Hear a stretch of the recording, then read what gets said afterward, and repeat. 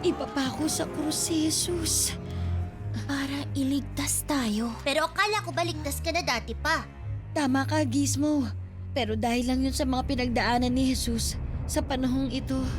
Parang galit na galit yung mga taong laban sa kanya. Natatakot sila. Oo nga. Kahit itinuro na ni Jesus ang tungkol sa kapayapaan at pag-ibig sa kapwa. Saan kaya tayo dadalhin ngayon ni Superbook? Dinakip nila si Jesus at ipinapakong siya sa krus upang doon mamatay. Pumunta siya sa kanyang bayan, ngunit hindi siya tinanggap ng sarili niyang kababayan.